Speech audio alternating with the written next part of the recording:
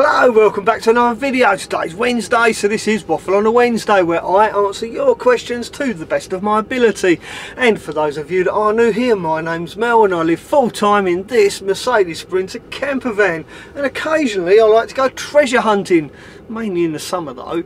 But if that's something that interests you, then please do consider subscribing to my channel. And once again, if you've got any questions for me, then please do start those questions with hashtag Waffle on a Wednesday and leave them down below in the comments section of this video, and I will do my best to answer those questions next week. Right, without further ado, let's crack on with this week's Waffle on a Wednesday. And once again, the first question is a question of safety, and it is very important. I do hope Chris Lee gets this message. Chris asked me, love your vids. Thank you, Chris. Just wondering if I would be able to use rivets and unistrut on VW Transporter T6 high roof. It's a fiberglass roof. Chris, absolutely not. Do not use standard rivnuts on a fiberglass roof. They simply won't hold, they will pull out, they will not last the test of time. They just are not designed for fiberglass, they are designed for sheet metal. I think you need to do a little bit of research and see if you can buy rivnuts that are designed for fiberglass. I'm personally not sure about that. I don't know if such a thing even exists. I've not had time to Google it. I've been ill, I've been really busy, so I do apologise, Chris. Please do some research. I doubt very much if standard rivnuts would last in fiberglass. Please be careful and good luck with your installation. Remember, keep it simple, keep it safe, and I'm so glad you asked me this question. Good luck, Chris, and if you do find any rivnuts that are suitable for fiberglass, then please do let me know. I'd love to hear from you, so then I can tell everyone else about your amazing discovery. Thanks for the great question and good luck, and like I say, keep it simple, keep it safe. Now, talking about matters of safety, in a recent live stream somebody asked me a question if it is possible to mount a diesel heater in any orientation, to which I replied I do believe it is. After all, I've mounted diesel heaters up on their side to the sidewall of a wheelhouse on a boat and it worked perfectly fine. But what I didn't realise is that next to the glow plug there's a little tiny vent hole, so if you mount a diesel heater up on its side and round the wrong way with the glow plug at the bottom, there is a chance you could leak fuel from that glow plug vent hole, apparently. And this knowledge has been brought to light thanks to Mark Ford, who left this comment regarding diesel heater.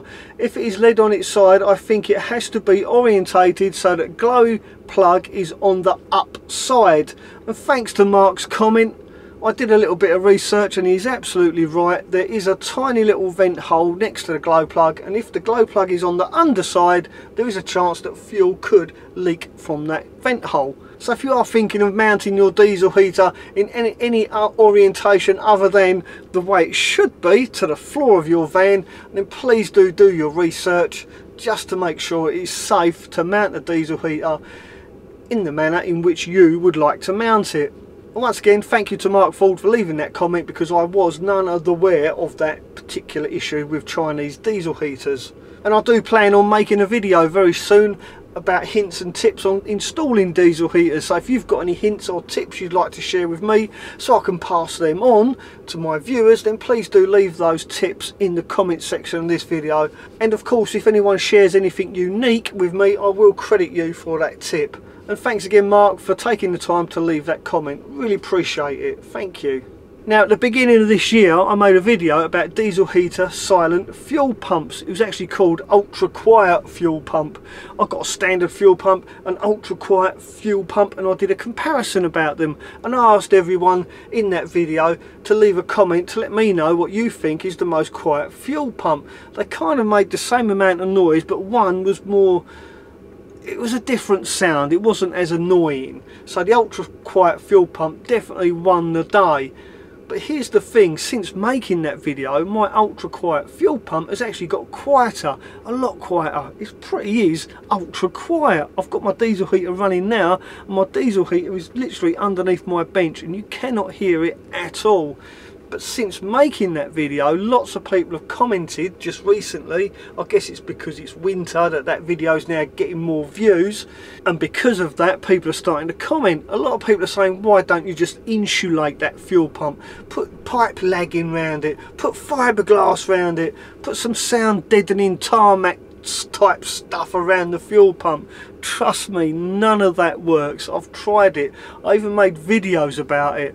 I did actually put pipe insulation around a standard fuel pump and it actually made it louder.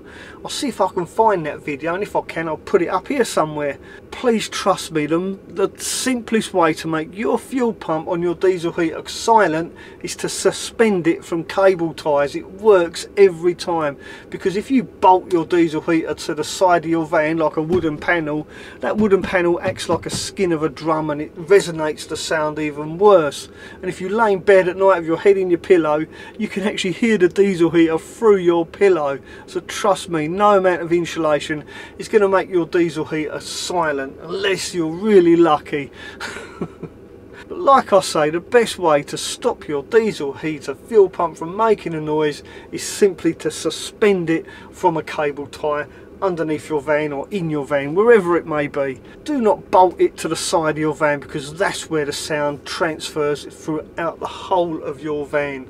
I do hope that clears that up. I guarantee I'm still going to get some negative comments about that though. Now, Buddy White was risking getting Troll of the Week this week, but I do get asked this quite a lot, so I'll let him off. So he goes on to say, Mel, if you want to live off grid, why do you spend most of the time on Rebecca's dad's driveway? And then Susan Woods goes on to comment, that's what I'm always wondering, never get an answer.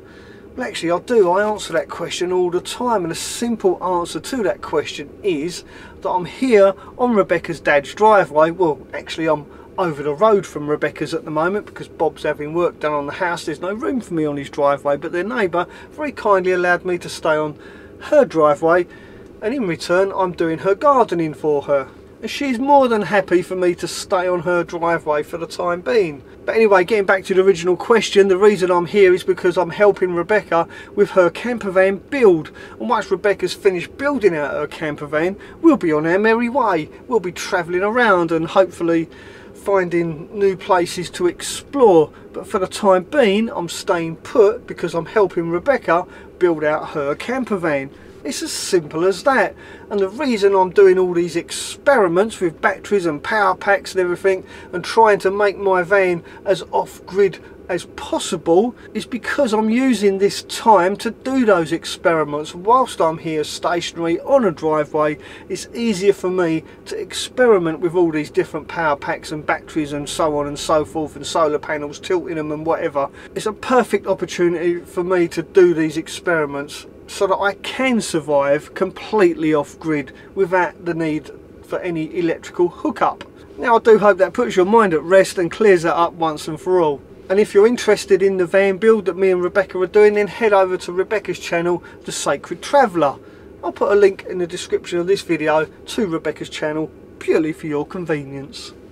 Now, when we had all that snow, my batteries went dead and they just cut out, left me in the complete darkness in a van full of smoke because my heater cut out without going through the cooling down cycle. So I made a video all about it. I mean, why wouldn't I? That's what I do. I try and share my experiences with everyone, so hopefully you can learn something along with me, because I am, at the end of the day, on a massive learning curve as far as lithium batteries are concerned. And a lot of people said to me I was wrong to say that lithium batteries just simply cut out, that they do actually go through a cycle of voltage dropping, and the diesel heater should have sensed that voltage drop and started to go through a cooling down period before the lithium batteries cut out. Now, I don't know if that's true or not, but one thing I did miss out in that video, or I didn't overemphasise, I don't think I missed it out completely, but I didn't emphasise the fact that I'm using a Bluetti power pack in my van to power my van.